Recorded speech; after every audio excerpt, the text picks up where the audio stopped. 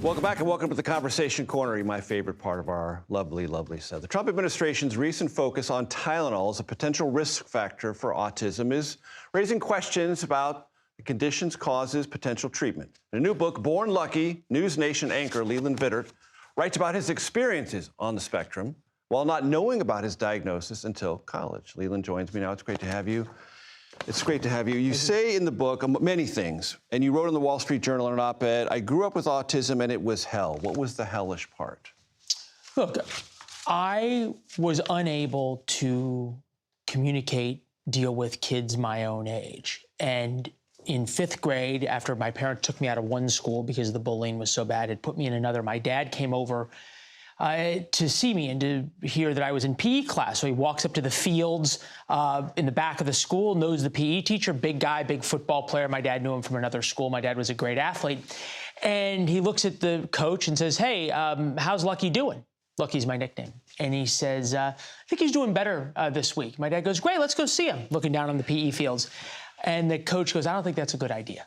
My dad goes, why not? He says, well, I've had to put him with the girls because he's bullied so badly by the boys.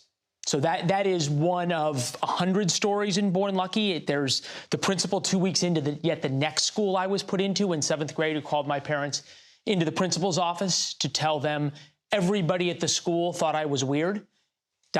including me, meaning her, who thought I was weird. So that's just some of the things. And to be fair, I'd never told anybody about this. My parents never told anybody about this diagnosis, so people didn't know.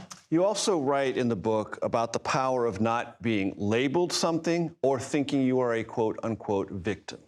Yeah, this was part of my dad's decision to work to adapt me to the world, not the world to me.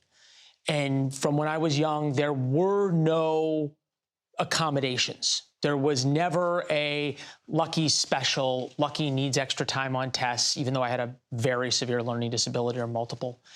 He believed that the world later in life would not adapt and would not understand. So therefore, he was going to have to teach me the social construct, the emotional empathy and understanding that comes so naturally to somebody like you. Right. And the cues, those subtle social cues, were almost elusive to you as a child, or utterly elusive. Not utterly elusive. I was completely blind to all of them. Didn't even know they were missing. No. And one of the things that your father helped you go through in terms of talking and relating to people was he would tap so his watch. It's a great sort of thing in Born Lucky that my dad was able to begin teaching me this. So he would take me out to lunch. He was my only friend. He had left his job because he realized I needed somebody to sort of look after me. And let's say we went to lunch with you, and as I would start talking too much and asking you questions, rather than saying, you know, Lucky, enough, he'd tap his watch, and that was my signal to A, stop talking, but B, bookmark it. So I would have loved going to lunch with you. I love talking about the news and politics, and he would have said, okay, so when Mr. Garrett, always Mr. Garrett, never by a first name, when Mr. Garrett was talking about his weekend plans, why did you interrupt and ask him what he thought of the government shutdown?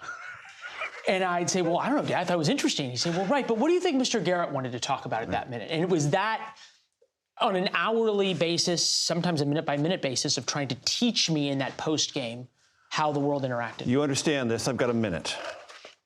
You going to start tapping your watch? Yes. How is this administration getting the autism conversation right or mishandling it? I'm not a doctor. I'm not a scientist. Right. I have the chemistry grades to prove it. As do I. So I will not be discussing dosing of Tylenol. But by God, 1 in 1,000, 1 in 1,200 when I was diagnosed as a kid had autism. Now it's 1 in 31, 3 times higher for boys. Thank God we are having this conversation. If it helps so other kids don't have to go through the hell that I went through and what's described in Born Lucky, hallelujah. 15 seconds, advice to parents in this situation? This isn't advice. It's not a cure. It's not a prescription. This Born Lucky is about hope for every parent of a kid who is struggling. It's why it's sold out twice already on Amazon. There's a good reason it's sold out. It's a great book. Congratulations, Leland. It's been a pleasure. Thank you very much, sir. Thank you.